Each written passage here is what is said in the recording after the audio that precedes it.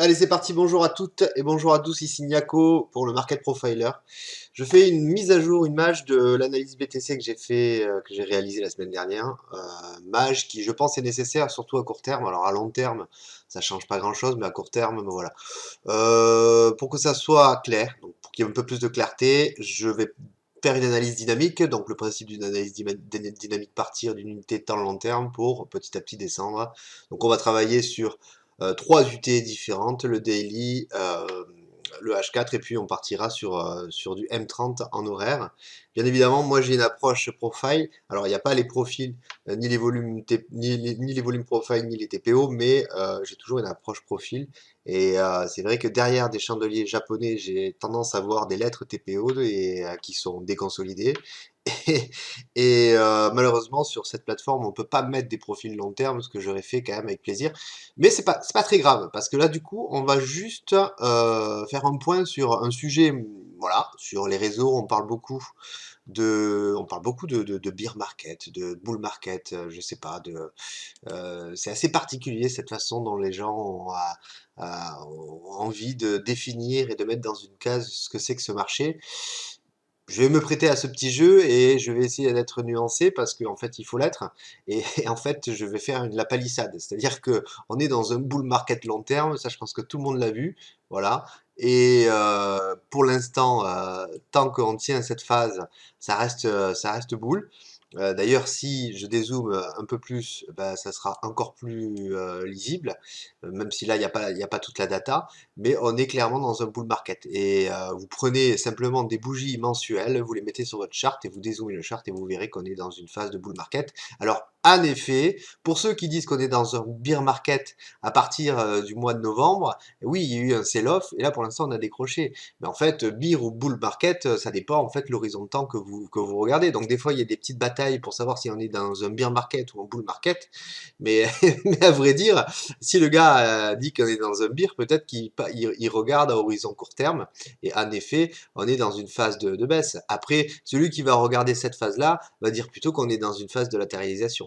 Bon, bref, la parenthèse est fermée. Moi, ce que je voulais dire par rapport à ce qui se passe maintenant depuis 2021, en effet, depuis 2021, on est clairement dans une phase de consolidation.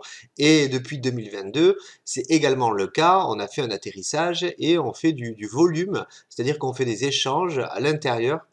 On a débuté en fait cette phase de volume. Il manque plus que la phase du bas pour que vraiment comment dire, on fasse un travail correct et sain. À savoir que dans la lecture en profil de marché, un marché qui est sain, c'est un marché qui balance. Et c'est vrai qu'un marché qui n'est pas sain est un marché en déséquilibre, forcément, parce que quand il y a un déséquilibre, les enchères de marché ne se font pas. Donc, comme dans tout business, si le prix est en déséquilibre, alors il n'y a qu'une contrepartie. Et il n'y a pas les deux. Et donc du coup, le business se fait pas trop, quoi. Enfin, vous comprenez ce que je veux dire, quoi. Si on vend des maisons, mais que le prix de l'immobilier est beaucoup trop onéreux, alors forcément, la vente de maisons sera en déclin, le prix va certes monter, mais il n'y a pas de business qui se fait. Alors on retrouve des équilibres avec une baisse du prix de l'immobilier pour retrouver des enchérisseurs. C'est un principe d'enchère, donc process enchère, et donc le processus d'enchère se voit bien avec les profils de marché, puisqu'il représente les balances et les imbalances, les équilibres des équilibres. Parenthèse là aussi fermée, simplement pour dire qu'en daily, nous voici avec des bougies daily, et depuis 2022, donc depuis le début de l'année, voilà quelques mois qu'on fait une phase de latéralisation. Alors, ceux qui travaillent en Wyckoff pourraient essayer de définir une phase peut-être d'accumulation, et en tout cas c'est à ça que je veux en venir, il faut se méfier. Se méfier parce que personne ne sait où réellement va aller le marché, mais il y a quand même des probabilités. Là, il est clair que depuis le mois de mai, hein, qui a débuté, avec la journée d'hier, il y a eu quand même quelque chose d'assez intéressant, parce que le marché semble, en ce début de mois, prendre une direction. Est-ce qu'il va aller à la cave? J'en sais rien, encore faudrait-il définir la cave, mais une chose est sûre, c'est que il peut nous faire un truc assez feinteux, enfin feinteux. Pour ceux qui connaissent un peu, peut-être pas, mais on est dans cette phase qui peut-être est une phase d'accumulation, et il pourrait nous faire, dans ces eaux-là, une sorte de secousse marché, un spring avec une augmentation nette des volumes ici. C'est une probabilité qu'il ne faut pas écarter, qui viendrait matcher avec le pied de juillet ici, 2021. Et donc tout se run ici. Et ça serait complètement cohérent. Alors dans ce scénario-là, il faudrait bien évidemment avoir un marché qui fait un V réversal en daily avec une belle mèche, ou peut-être 2 mèches de daily, mais en tout cas des réponses acheteuses ici, et puis ensuite des initiatives longues pour réintégrer la balance, et puis pour reprendre un cycle ensuite qui serait haussier. Et pour aller chercher des targets, 53 000 est une belle target, et puis après il pourrait reprendre un momentum. Ça c'est un scénario, clairement, qui est un scénario bullish, et qui ne faut pas mettre de côté, à mon sens, à long terme. Voilà, c'était un des scénarios que je pouvais moi vous livrer. En tout cas, c'est ce que ça m'inspire techniquement quand je vois ça, ça m'inspire ça, quoi. Si on va zoomer un peu dans ces mois qui sont passés ici, on va passer en H4. Je vais essayer comme d'habitude de faire une vidéo assez courte. En H4, volontairement, j'ai laissé mes traits verticaux. Pour ceux qui ont vu la première vidéo, vous savez ce que c'est.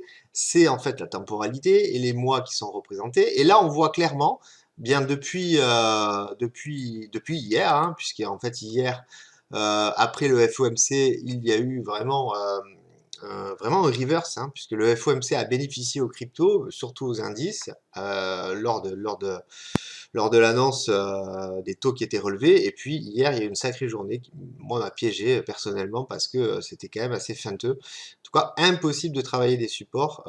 Tout a été renversé.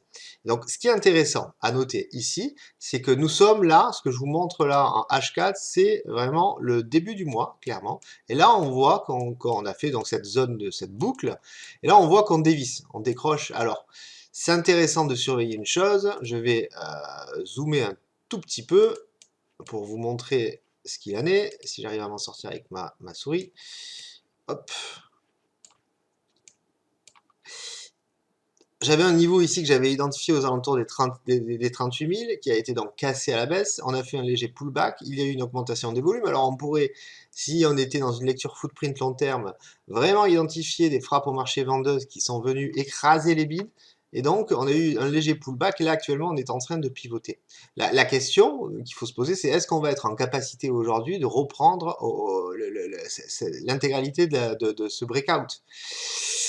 C'est Moi, la probabilité va plutôt dans un pullback un peu plus profond, peut-être aux alentours des 36 000, et ensuite une conquête des plus bas en dessous, là. Donc d'abord cette zone, et puis pourquoi pas dans le scénario d'un spring, en Wyckoff, venir chercher ici avec un beau V réversal autour des 30 000 pour remonter. C'est vraiment une probabilité. Maintenant, là, clairement, depuis le début du mois, ça y est, une direction est prise, et il faut vraiment ne pas l'occulter, cette direction qui peut nous amener sur un premier 33 600, 33 400, 33 100, voilà, toute cette zone ici, et puis descendre un peu plus bas. Donc ça, c'est pour une vue weekly, sachant que le mois d'avril a déjà été bearish, quoi, hein, d'accord, puisqu'on a cassé des zones. Moi, personnellement, si on passe sur le 30 minutes, hier, il y avait quand même un joli pièce, parce que moi, je disais dans ma précédente vidéo, quand on ouvrait en bas de balance, là, enfin, on ouvrait dans la balance du mois d'avril, et qu'on pouvait aller chercher les 41 000, 40 800, voire j'avais même mis mon niveau un peu plus haut, mais la zone est clairement ici. Et je disais également qu'on pouvait aller chercher la zone basse. Et avec le FOMC, hier, moi, dans la journée, c'est ce que j'ai d'ailleurs traduit dans mon canal, c'est qu'ici, il y avait réellement un point dur, qu'on trouve ici. Là, voilà, dans cette zone-là, paf. Donc moi, j'avais vraiment identifié les 39 000 comme point d'achat potentiel. Or, direct à l'ouverture des marchés US, à 15h30, il y a eu un sell-off qui a été très violent et qui a cassé donc sur les indices. Il y a une corrélation vraiment nette avec les cryptos, et donc on a vraiment renversé. Alors on aurait pu renverser et s'appuyer sur les 38 000, ben même pas, on a même pas, on a continué avec vraiment beaucoup de conviction. Et puis forcément, en fin de journée, on fait un close américaine, des prises de bénéfices, ici. Donc là maintenant on ouvre ici. Donc par rapport au H4 que je viens de vous donner, clairement, ce qu'il faut identifier si on veut commencer à shorter pour aller viser des zones en bas, c'est plutôt cette zone-là, quoi, aux alentours des 38 000, et de regarder des patterns de renversement dans cette zone-là. L'idée, c'est même éventuellement, alors j'enlève un peu tout le petit coloriage que j'ai fait, mais l'idée même, ça serait éventuellement, ça serait encore plus sain, c'est de vraiment de préserver cette zone-là, hein. Il faut vraiment essayer de la tenir. Parce qu'on peut avoir le marché qui vient. Après, le risque, c'est que s'il y a un fort momentum, alors qu'on reparte, qu'on fasse peut-être du volume ici. Bon, en tout cas, Le contexte, l'environnement permet de définir des scénarios. Moi, en tout cas, c'est comme ça que je procède. Et dans le cadre de mes séminaires que je réalise, c'est vraiment tout un pan qu'on travaille pendant pas mal de temps. Le contexte, l'environnement et la mise en place de scénarios. Après, bien évidemment, il y a des scénarios qui vont à la poubelle. Il faut savoir retourner sa veste. Ça paraît évident parce que c'est le marché qui décide. Voilà. Donc, si à court terme, je devais définir une zone, je vous ai donné ma vision long terme, moyen terme, et la probabilité qu'on aille chercher des zones autour de 34 000 est forte à mon sens. Faire une bonne secousse avec vraiment des stops qui vont être déclenchés en bas, parce qu'il doit y en avoir quand même pas mal. Mais à court terme, voilà, un retour aux alentours des 37 000 se surveille de près, 37 350, voire même en excès 38 000, pour voir des patterns de renversement. Et surtout, l'enjeu, c'est de conserver ce déséquilibre qu'il y a eu hier, qui pourrait vraiment le faire, la conservation de ce déséquilibre. Donc voilà, momentum baissier, et puis conquête, peut-être aujourd'hui ou demain, ou peut-être en fin de semaine prochaine, pas de, ouais, ce week-end ça cote, donc à voir. Après c'est difficile de définir, mais ce serait une de mes premières, en tout cas première approche. Voilà, la vidéo fait 10 minutes, hein. Il est temps pour moi de l'arrêter.